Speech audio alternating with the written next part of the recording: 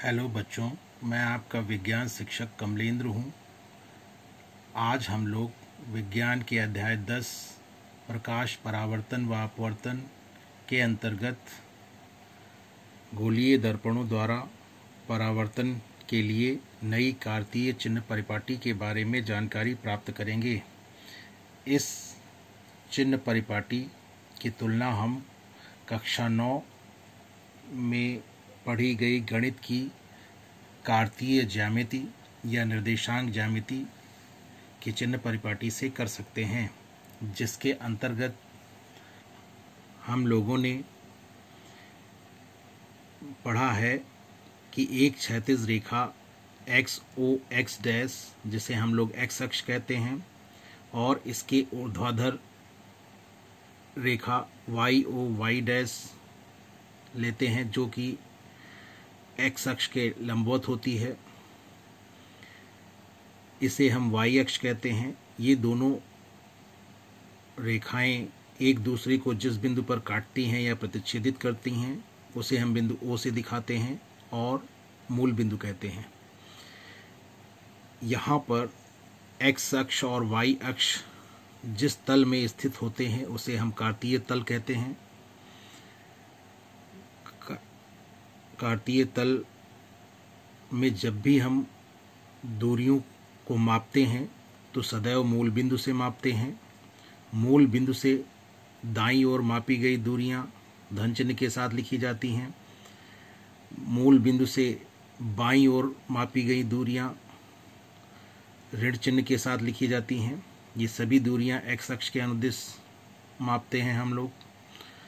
इसी प्रकार मूल बिंदु से ऊपर की ओर वाई अक्ष के अनुदिश जो दूरियां मापी जाती हैं उन्हें हम धन चिन्ह के साथ लिखते हैं। मूल बिंदु से नीचे की ओर वाई अक्ष के अनुदिश जो दूरियां मापी जाती हैं उन्हें हम ऋण चिन्ह के साथ लिखते हैं। इस प्रकार चिन्हों को हम कैसे लेते हैं कार्तीय ज्यामिति में, इसे हम लोगों ने एक बार दोहरा लिया है। इसी प्रकार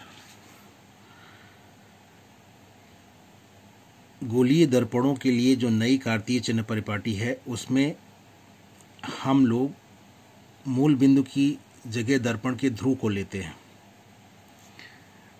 और इस प्रकार सभी दूरियां दर्पण के ध्रुव से मापी जाती हैं। दर्पण के ध्रुव से दाईं ओर की जो दूरियां मापी जाती हैं वो धन चिन्ह के साथ लिखी जाती हैं। दर्पण के ध्रुव से बाईं ओर जो दूरियां मापी जाती हैं वो ऋण चिन्ह के साथ लिखी जाती हैं। दर्पण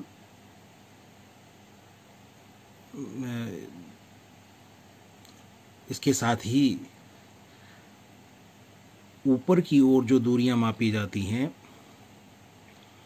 उन्हें हम धन चिन्ह के साथ लिखते हैं और नीचे की ओर जो दूरियां मापी जाती हैं वो उन्हें हम ऋण चिन्ह के साथ लिखते हैं। प्रतिबिंब की ऊंचाई नीचे की ओर अगर उल्टा प्रतिबिंब बन रहा है तो हम ऋण चिन्ह के साथ लिखेंगे। ऊपर की ओर अगर वस्तु की लंबाई हम माप रहे हैं तो धन चिन्ह के साथ लिखी जाएगी। सीधा प्रतिबिंब बन रहा है, उसकी ऊंचाई हम माप रहे हैं तो धन चिन्ह के साथ लिखी जाएगी। यहाँ पर हम यह सदैव ध्यान रखते हैं कि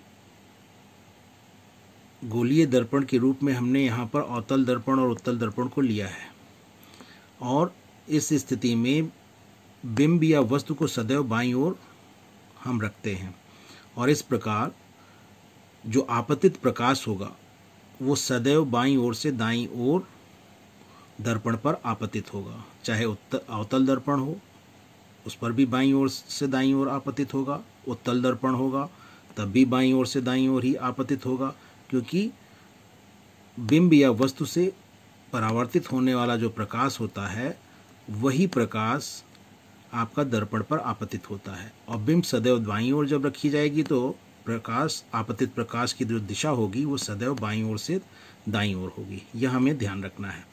यहाँ पर आप देख रहे हैं उत्तल दर्पण के लिए जो फोकस होता है दर्पण के पीछे होता है, ऐसे ही वक्रता केंद्र भी पीछे होता है। इसलिए उत्तल दर्पण के लिए फोकस दूरी और वक्रता त्रिज्या दोनों ही धनात्मक होंगी, क्योंकि दाईं ओर की दिशा में ध्रुव से मापी जाएंगी। इसी प्रकार अवतल दर्पण के लिए आप जानते हैं कि दर्पण के ठीक सामने फोकस और वक्रता केंद्र होता है।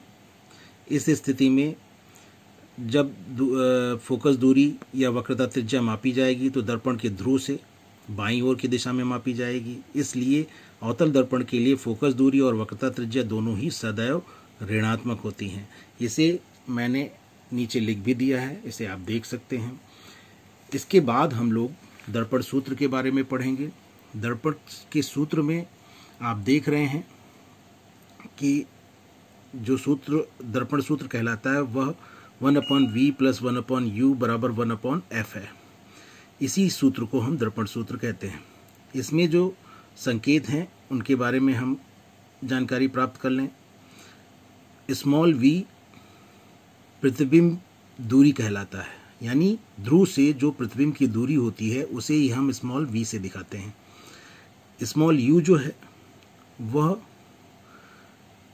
बिंब दूरी कहलाता है, या ध्रुव से बिंब या वस्तु की जो दूरी होती है उसी को बिंब दूरी कहते हैं, उसे स्मॉल u से दिखाते हैं। स्मॉल f जो इसमें आया है ये हम फोकस दूरी के लिए प्रयोग करते हैं। फोकस दूरी किसे कहेंगे आप? ध्रुव से जो मुख्य फोकस की दूरी होती है वही फोकस दूरी कहलाती है। अब गोलीय दर्पण आपका अवतल दर्पण भी हो सकता है, उत्तल दर्पण भी हो सकता है। हम जानते हैं कि फोकस दूरी किसके लिए किस चिन्ह के साथ लिखी जाती है, इसके बारे में हम पढ़ चुके हैं। इसके बाद हम लोग पढ़ेंगे प्रतिबिंब का रेखीय आवर्धन या आवर्धन, जिसे अंग्रेजी में लीनियर मैग्निफिकेशन ऑफ इमेज कहते हैं। वस्तु के प्रतिबिंब की लंबाई या ऊंचाई और वस्तु की लंबाई या ऊंचाई का जो हम अनुपात प्राप्त करते हैं वही अनुपात प्रतिबिंब का रेखीय आवर्धन या आवर्धन कहलाता है। मैग्निफिकेशन से m संकेत इसके लिए लिया गया है।